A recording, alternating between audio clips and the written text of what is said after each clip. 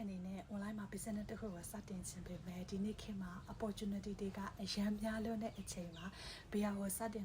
ရမှန်းမသိ overwhelm ဖြစ်နေလားအဲဆိုလို့ရှိရင်တော့ဒီနေ့မှာကျွန်မကအားလုံးအတွက်ဒီပေါ့နော်ကျွန်မအနေနဲ့လည်းပဲစီးပွားရေးတစ်ခုစတင်တဲ့အချိန်မှာအဓိကရွေးချယ်ခဲ့တဲ့အကြောင်းရင်း၃ခုကိုအားလုံးကို share လုပ်ပေးခြင်းနဲ့နံပါတ်1တစ်ခုကတော့ကျွန်မတို့ကစီးပွားရေးတစ်ခုလုပ်တဲ့အချိန်မှာဆိုလို့ရှိရင်ပေါ့နော်ကျွန်မတို့က long term သွားတာဖြစ်တယ်အဲ့ဒီအတွက်ကြောင့်မို့လို့ဘယ်လိုလူတွေနဲ့လက်တွဲပြီးလုပ်ကင်ချင်တာလဲဆိုတဲ့အရာကိုကျွန်မတို့ကနံပါတ်1ကြည့်ဖို့အရေးကြီးတာဖြစ်ပါတယ်နံပါတ်2တစ်ခုအနေနဲ့ကတော့ system ပဲဖြစ်ပါတယ်ကျွန်မတို့ရဲ့ business ပို့ပြီးအောင်မြင်ဖို့အတွက်ဆိုလို့ရှိရင် system ကမရှိမဖြစ်လိုအပ်တဲ့အရာတစ်ခုဖြစ်တယ်အဲ့ဒီအတွက်ကြောင့်မို့လို့ဒီ system ကစံတက်ပြီးသားလားအောင်မြင်ပြီးသား system တစ်ခုလားဆိုတဲ့အရာကိုလည်းကျွန်မတို့ကကြည့်ဖို့အတွက်အရေးကြီးတယ်နံပါတ်3တစ်ချက်အနေနဲ့ကတော့ကျွန်မတို့က support ပဲဖြစ်ပါတယ်ကိုကဒီ business ကိုလုပ်တဲ့အချိန်မှာကိုအတွက်ဘယ်လို support တွေရရှိနိုင်လဲဘယ်လို training တွေရရှိနိုင်လဲဆိုတဲ့အရာကိုကြည့်ပြီးတော့မှရွေးချယ်တင်တယ်ဆိုတဲ့အရာလေးကိုအားလုံး share လုပ်ပေးခြင်းနဲ့